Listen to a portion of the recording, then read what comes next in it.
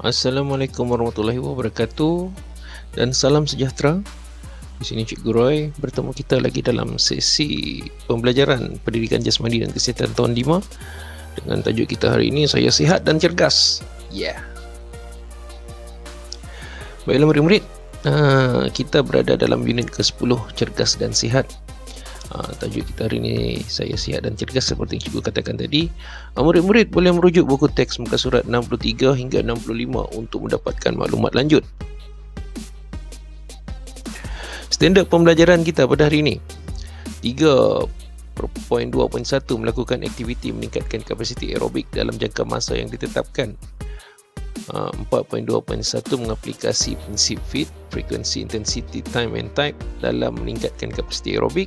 4.2.2 memberi hal perubahan kadar nadi sebelum, semasa dan selepas melakukan aktiviti meningkatkan kapasiti aerobik.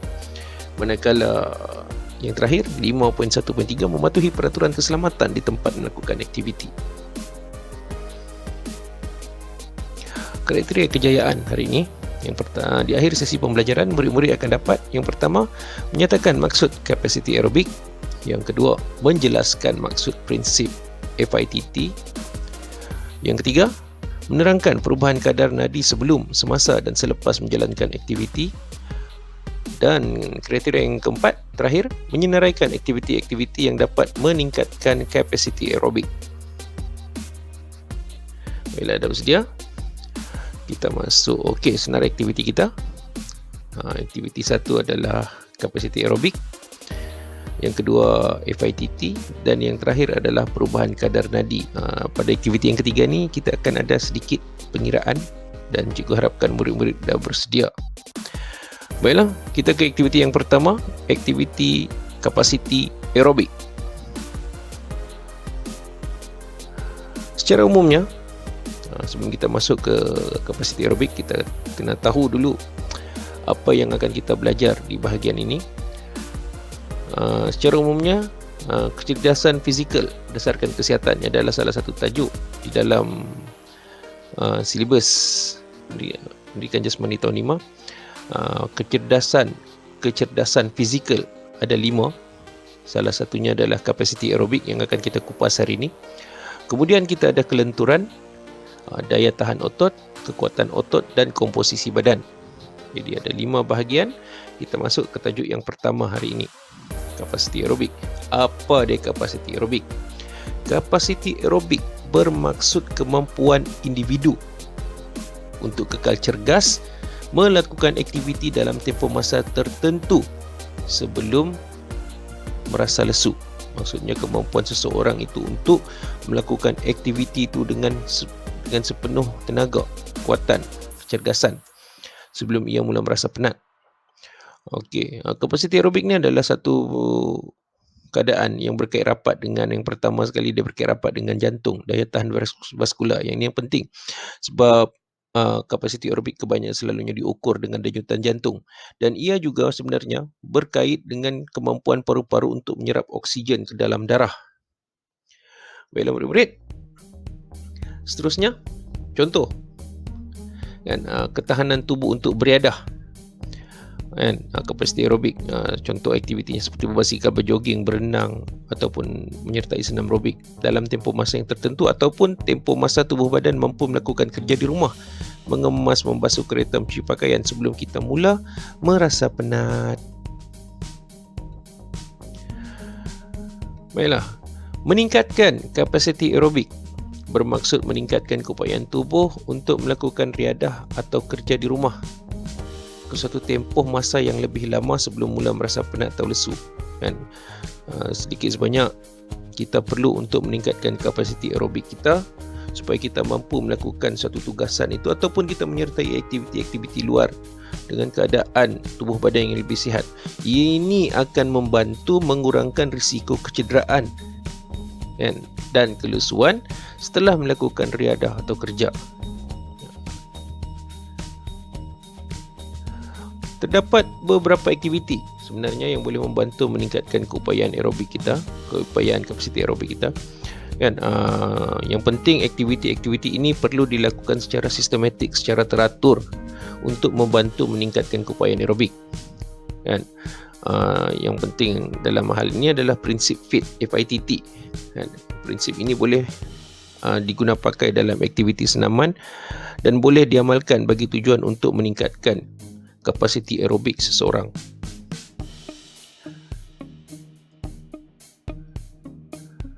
Okey, ini secara umumnya aktiviti yang boleh meningkatkan kapasiti aerobik yang boleh dilakukan di rumah ataupun di kawasan tempat tinggal. Yang paling popular adalah berjoging dan berbasikal, dan selain itu berjalan kaki, brisk walk, kan, berjalan kaki, lompat tali, skipping, berenang dan juga senam aerobik. Dan selain senam aerobik kita ada zumba, kan. Dulu kita ada poco-poco. Baiklah murid-murid, seterusnya peringatan, kan, sebelum kita melakukan aktiviti-aktiviti untuk percubaan, mencuba meningkatkan kapasiti aerobik. Yang pertama, pastikan aktiviti-aktiviti yang kita lakukan tadi dilakukan di tempat yang sesuai. Ini penting. Jangan kita menunggang basikal di tempat jalan yang laju, berenang di laut berseorangan, kan. Lakukan di tempat yang sesuai. Kemudian memakai pakaian yang sesuai serta aksesori keselamatan yang betul. Dan bagi yang minat menunggang basikal, pastikan kamu memakai topi keledar, topi menunggang basikal tu. Kemudian pastikan juga peralatan yang digunakan berada dalam keadaan baik dan selamat. Dan kalau kita nak melompat tali skipping, pastikan tali kita tali skipping tu berada dalam keadaan yang betul-betul baik. Dan kalau nak jalankan aktiviti berlari, jogging ataupun brisk walk, jalan kaki, pastikan kita memakai kasut yang berada dalam keadaan elok. Dan yang penting di situ, bersarapan ataupun makan sebelum melakukan aktiviti. Maksudnya di sini, pastikan kita tidak melakukan aktiviti dalam keadaan perut yang kosong, dan disertakan juga minum air secukupnya untuk mengelakkan dehidrasi. Baiklah, kita masuk ke bahagian yang seterusnya, FITT. Apa itu FITT? FITT secara umumnya merupakan prinsip asas senaman yang membantu untuk meningkatkan kapasiti aerobik. FITT ini, di perkataan ini, istilah ini diwujudkan berdasarkan singkatan pada 4 bahagian utama dalam prinsip ini, iaitu frekuensi ataupun kekerapan senaman, intensity iaitu tahap bebanan senaman, time, tempoh masa senaman, serta type, jenis senaman. Baiklah, kita akan kupas satu demi satu. Bahagian yang pertama, sebelum tu, betul, bagaimana FITT boleh membantu meningkatkan kapasiti aerobik. Bahagian yang pertama, frekuensi, kekerapan senaman. Apa yang dikatakan kekerapan? Kekerapan yang dinyatakan di sini adalah melakukan aktiviti secara berkala, kerap, dalam tempoh masa yang tertentu. Dan maksudnya aktiviti itu dijalankan mengikut jadual dan tidak dilakukan secara tidak teratur lah. Maksudnya kita atur siap-siap. Contohnya berbasikal 3 hingga 6 kali seminggu. Kita tetapkan masa berapa kekerapan yang kita perlu buat, kan. Kekerapan ini perlu dipatuhi lah. Seterusnya, intensity, tahap bebanan senaman. Melakukan aktiviti berpandukan perubahan kadar nadi sebelum, semasa dan selepas aktiviti. Apa yang dikatakan intensity di sini dan kadar nadi sebenarnya? Tahap bebanan itu diukur melalui perubahan kadar nadi. Kadar nadi diukur bagi menentukan tahap kesukaran dalam melakukan aktiviti tersebut. Maksudnya, apabila kadar nadi itu meningkat, itu menyatakan bahawa tubuh badan kita sedang melakukan aktiviti yang lebih berat, dan sebab itu dikatakan perlu diukur kadar nadi tersebut. Kaedah pengukuran nadi akan ditunjukkan pada bahagian aktiviti yang seterusnya. Cuma cikgu nak murid-murid faham, bila kita melakukan aktiviti, kadar nadi kita perlu untuk kita periksa sebelum, semasa dan selepas. Secara umumnya, kadar nadi sebelum aktiviti atau berada dalam keadaan rehat adalah ada antara 60 hingga 100 denyutan seminit, ataupun dalam bahasa lain dia panggil BPM, beat per minute. Kemudian kadar nadi tadi, kadar nadi kita akan meningkat semasa aktiviti, lebih kurang antara 120 hingga 150 minit bergantung pada intensiti atau bebanan aktiviti. Kadar nadi inilah yang dikatakan menentukan tahap bebanan aktiviti kita. Kan, semakin berat suatu aktiviti kita buat, katalah kita menunggang basikal, semakin laju kita pergi menunggang, semakin laju basikal kita kayuh, maka secara automatiknya degupan jantung, kadar nadi kita akan meningkat. Sama juga masa kita berlari, dan semakin laju kita lari, bila kita lari laju kita memerlukan tenaga yang banyak, maka perahan ataupun degupan jantung kita akan menjadi semakin laju. Dan itu yang dinyatakan, itu yang dikatakan perubahan kadar nadi dari segi intensiti. Dan selepas kita melakukan aktiviti rehat, aktiviti kita berehat, kadar nadi kita tadi akan turun perlahan-lahan hingga kembali ke tahap normal. Itu dari segi intensiti. Seterusnya, tempoh masa senaman. Okey, macam bagaimana kaedah FITT tadi dari segi tempoh masa senaman. Senaman dilakukan dalam tempoh masa yang tetap bagi mendapatkan penyesuaian tubuh terhadap masa senaman. Contohnya kita dah berbasikal tadi, katalah kita berbasikal 3 kali seminggu, kita tetapkan tempoh masa berapa lama kita kena berbasikal. Contohnya dalam 20 minit setiap kali, setiap satu sesi. Dan tempoh masa ini kita jadikan sebagai ukuran tetapan untuk kita cuba untuk menguatkan, meningkatkan kadar kapasiti aerobik kita. Seterusnya, type ataupun jenis senaman. Penggunaan pelbagai jenis aktiviti secara berkala bagi mempelbagaikan jenis senaman. Bermaksud kita tidak melakukan satu aktiviti saja untuk meningkatkan kapasiti aerobik kita. Kita melakukan 2-3 aktiviti. Contohnya, selain berjoging, kita boleh melompat tali, kita boleh berenang, kan? Ataupun kita boleh berjalan, brisk walk, kan? Jadi setiap satu aktiviti itu perlu disediakan tahap intensiti dia dan masa aktiviti itu dijalankan. Baiklah. Terusnya kita pergi kepada perubahan kadar nadi.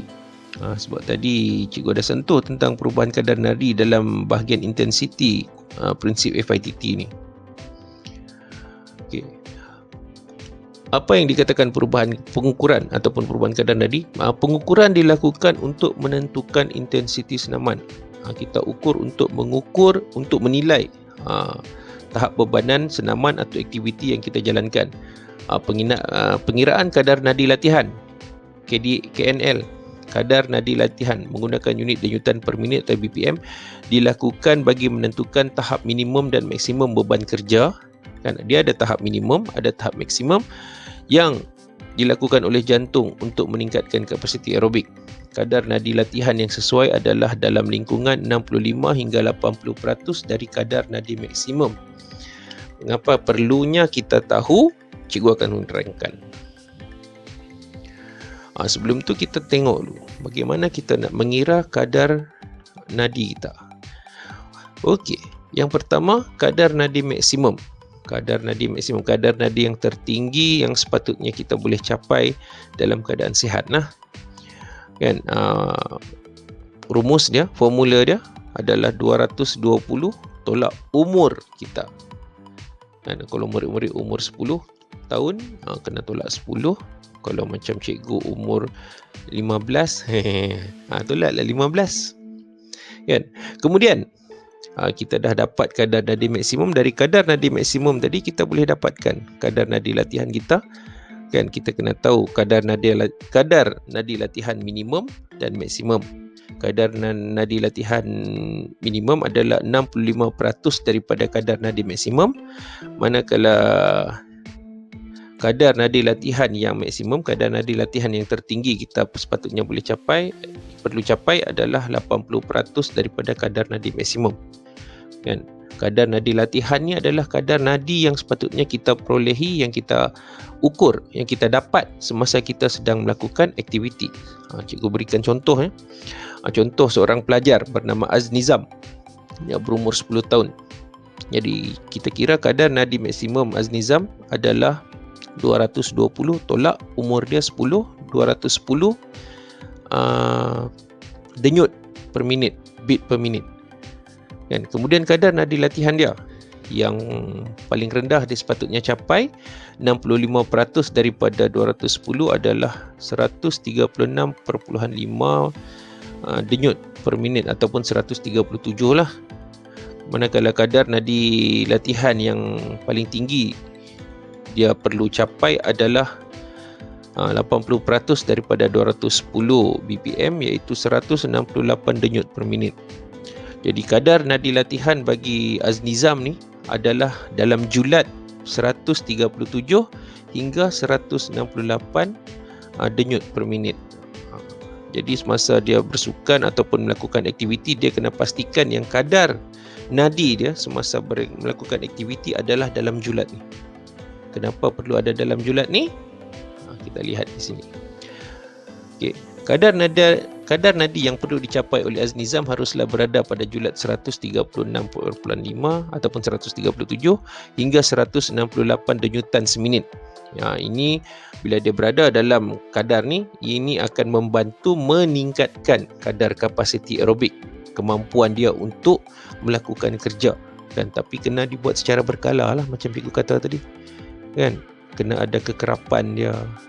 Kan? Kemudian perlu dipelbagaikan aktiviti tu.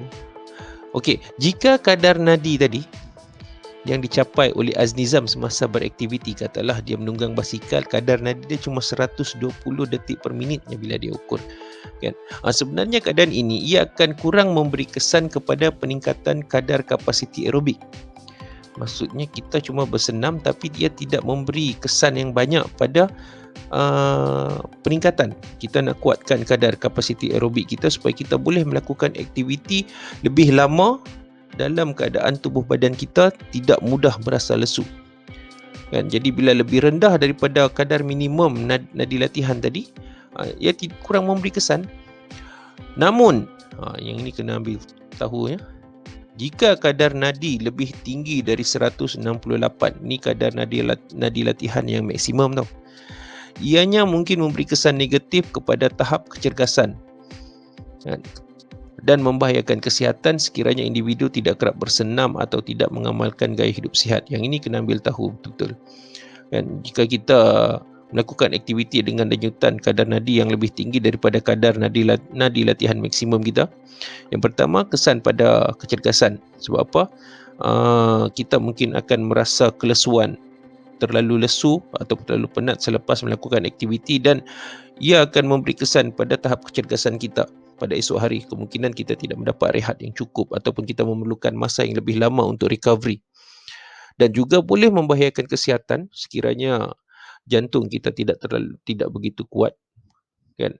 Ada kes boleh menyebabkan serangan jantung. Jadi kena hati-hati. Kan? Mulakan daripada kadar minimum, kemudian kita tingkatkan. Sebab itu ia dinamakan peningkatan kadar kapasiti aerobik. Baiklah, dengan itu tadi kita masuk ke bahagian yang terakhir, iaitu kesimpulan.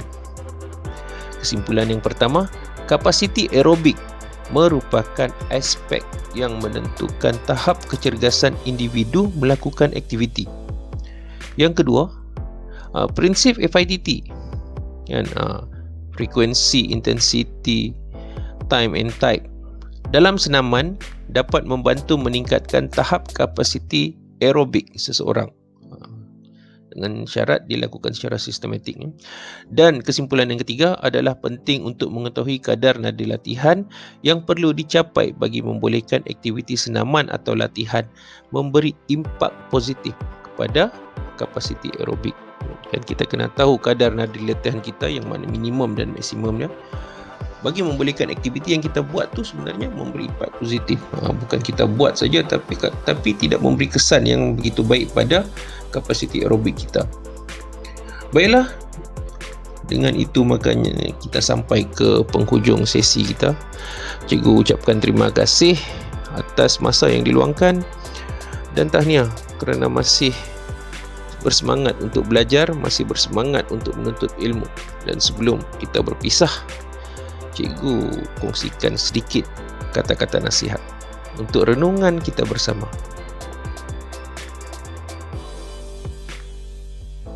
Membina sebuah istana tidak dimulakan dari kubahnya, tetapi bermula dari tapaknya. Begitu juga dengan kejayaan dalam pelajaran, bukan dimulakan dengan gaya dan penampilan luaran, tetapi pada asas pemahaman ilmu seawal dari ABC dan alif bata. Semoga bertemu lagi. Jaga diri baik-baik. Assalamualaikum.